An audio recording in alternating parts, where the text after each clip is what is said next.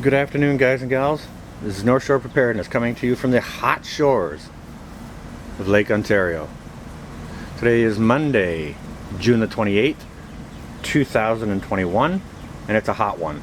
I think we hit 86 degrees here today, and I think the humidity is running about 80%. So it's hot and muggy. So wherever you guys and gals are, I hope it's not too hot. Hope you're staying cool. As you can probably hear, the air conditioner is running indoors, so that's a good thing. But I wanted to talk to you guys and gals today about. Okay, now we got a real good breeze here coming out of the north, so I apologize if that messes with the sound, but we'll try and get through this. But what I wanted to talk to you guys and gals about was vegetable plant deficiencies. Okay, now I'd been watching a video from Deep South Homestead. That's Danny and Wanda down there.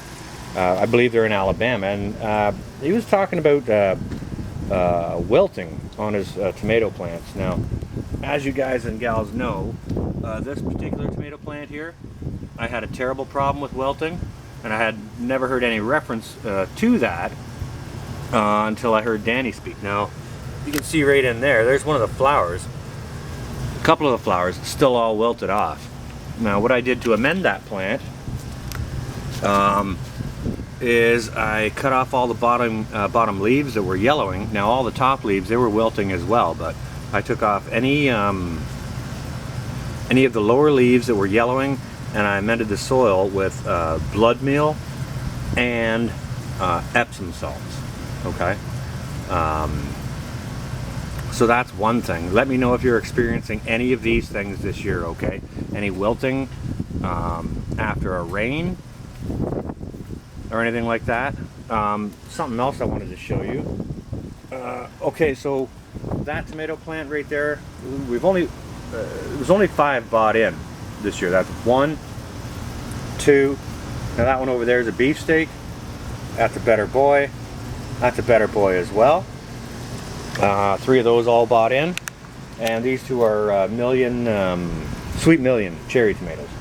That one's bought in. That one's bought in. Now every other tomato plant that's in the ground here are volunteers. So I'm just going to have a little look, see if there's a difference between ones that are bought in or volunteers. Now, I did have a bit of a problem with this tomato plant and this tomato plant. As you can see, I'm not sure, let me see if I can zoom in on this for you guys and gals. I cut off the lower leaves, but I missed one here. Maybe you can see that. If the camera will focus.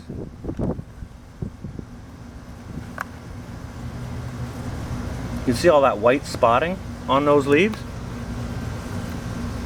You can actually see a little bit of evidence of it over here too.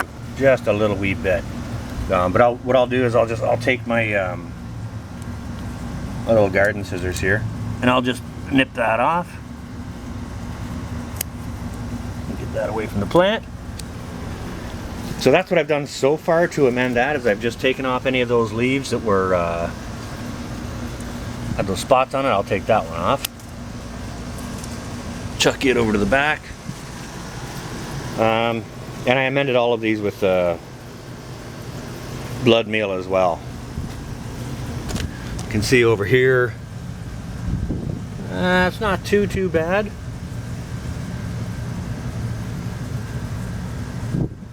Well, that's a couple of the problems that I've been having with tomatoes this year. Let me know if you guys and gals are having any problems with spotting on lower leaves. I'm not sure if it's called bounce back or splash up, or if it's from rainwater splashing back up onto the leaves, or what that is. But if you guys have any idea, you can let me know. Let me know what to do about it. That would be wonderful. Another little problem I've been experiencing is over here on my peppers. Now I'll show you these the leaves on these potato plants here. Just there, you can see right on this leaf right here. There's a few holes in it. Nothing terrible. Like, it's not all over the place on these. I have seen a couple of ladybugs on these, but not terrible. They're looking fairly healthy. So We're not going to do a whole lot to those, except for maybe add a little bit more bone meal as we water them in, you know, before we harvest. Now, another problem I had been having is over here with these peppers. Okay. Now, I planted peppers up this whole bed here because they did extraordinarily well in this bed here last year.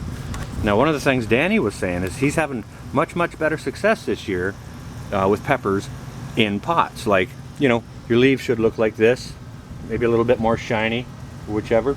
You know, peppers generally like the heat, and they, you know, tend to do very well in it. Now, I have a plant right here. I'm not sure if you can see the shape of that leaf or not. How it's kind of curled up a wee bit. Now, this is significantly better than what this plant was. What I did was I amended it. You can see down at the bottom I've got some more Epsom salt there, and I've got some Epsom salt on the bottom of this plant here. I'm just waiting to water them in once I get this video done.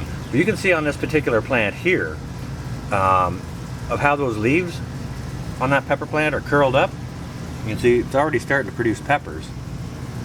So, I mean, it's healthy and fine. It's got a flower on it still.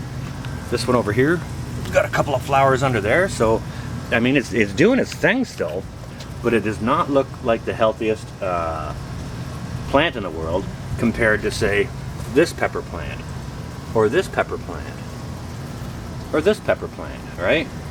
All of these other ones here are looking good. So, I did not amend those in with Epsom salts, but I did amend them all in with blood meal. So I think the blood meal is iron, and the Epsom salts I think is magnesium. Correct me if I'm wrong. I'm no pro gardener, but that's kind of what I've been doing to try and combat that. So that's sort of 3 out of the 4 problems I want to share with you guys. Now, what I've gone ahead and discovered is on my chard bed here. Now you can see we still got wilting on a bunch of these leaves here. You can see a leaf right back in there, just about died right off. And what I discovered, I'm not sure, it's really tough to see on this viewfinder here, but what I discovered is on this rock right here, you see that white stuff? I think that's mushroom spores, because right in here, see right by where that tag is, between that tag and that rock, I've had 2 clusters of mushrooms come up, and, you know, sort of concentrated toward the center of that mushroom cluster is the concentration of the wilting of the leaves of this chard. And I had absolutely no problem with my chard here last year, none whatsoever. So let me know if you think I should get rid of this rock here, or what to do to treat it that won't damage anything else. And you know, because I have absolutely no idea what to do about that. So, you know, mushrooms are obviously bad for Swiss chard, or at least the variety of mushrooms that you know, form themselves in here, found a home here. So, if you guys know what to do about that, let me know. Now, this lady right here, I trimmed her back yesterday, just to you know, so we're not putting a whole bunch of energy into leaves, but into the stalks that want to grow up. I did the same over here with this one. Not too seriously. I did trim it up some. I got to go through it a little bit more. I don't think there's a whole bunch else. You can see the beans in here starting to do good. You know, we got one bean there wants to start climbing, so I'll give that a hand, and I'll tuck it up in back here. Hopefully it climbs on stuff. So that's what's going on. Oh, and over here in the new potato bed, this was very new, so I'm pretty excited. As you can see here, we've got some evidence of little potato plants coming in. So hopefully this west bed is going to be successful. But guys and gals, let me know if you guys are having problems with your tomatoes this year, if you got tomatoes in the ground or in buckets, or if you got your peppers in the ground or in buckets. If you've got them both, let me know the difference on how the 2 are doing. Because, you know, all the way from Alabama up to, you know, I'm up in Canada, seems folks are having problems with their tomatoes and peppers all over the place, and I'm not sure what it is. If it's the grand solar minimum, if it's the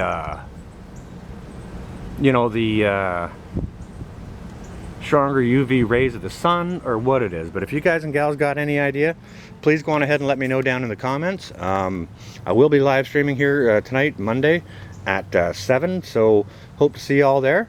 I think that's pretty much what I got for you. So I'm going to say good afternoon. This is going to be North Shore Preparedness. Out for now.